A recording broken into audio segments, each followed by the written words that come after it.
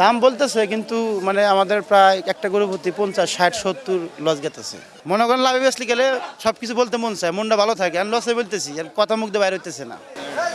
এখন কিরকম মনে হচ্ছে ক্রেতারা আসতেছে দাম বলতেছে? দাম বলতেছে কিন্তু মানে আমাদের প্রায় একটা গরু প্রতি 50, 60, 70 লস গেতেছে।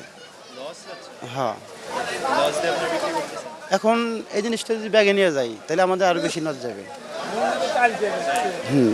মানে এরকম কি হয়েছে যে আপনি এখানে যে গরুগুলো বিক্রি করছেন এর মধ্যে লস দিয়ে বিক্রি করা হয়েছে? হ্যাঁ, লস দিয়ে বিক্রি করা হয়েছে, কারণ এক মন খেরের দাম 800 টাকা, আপনার এক বস্তা ভুসির দাম 2200 টাকা। সেই হিসেবে তুলনায় মনে করেন যে গরু বেচা লাগবে 3 লাখ, সেই গরু বেচতেছি আপনি 2,20,000, 2,30,000, তো লস না। ক্ষতি হচ্ছে।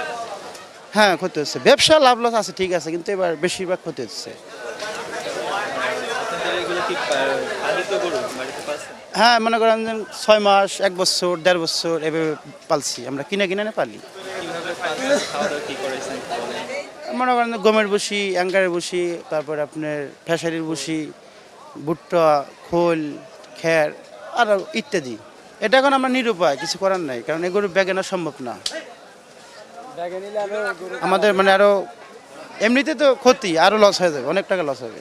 এনে গরুটা যখন ব্যাগে না যাবো, এখন যদি থেকে 5 মন ওজন, বাসায় যা হবে 3.5 মন, 1.5 মন কমে যাবো। গরু জ্বরবে, অসুখ হবে, জ্বর আসবে, সমস্যা হবে। এই কারণে বাধ্যতা মনে করে লসে বিক্রি করতেছি। ব্যবস্থাপনা কিরকম মনে হচ্ছে এই হাটের ব্যবস্থাপনা? ব্যবস্থাপনা খারাপ না, কিন্তু গতবারের থেকে একটু আর কি, মানে নিম।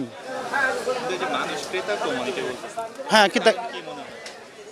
কারণ আপনার হয়তো তারা ভাবতেছে অন্য হাটে গেলে দাম পড়তে পাবো, মানে আসতেছে যাইতেছে, দাম বলতেছে কিন্তু নিতেছে না আর কি। হ্যাঁ, হ্যাঁ। কিছু বলার আছে আপনার? না, এই পর্যন্ত আর কি বলবো, এখন মনে করেন লসের অবস্থা। মনে করেন লাভে বেচলি গেলে সব কিছু বলতে মন চায়, মনটা ভালো থাকে, আর লসে বলতেছি আর কথা মুখ দিয়ে বাইরে হইতেছে না, কি বলবো।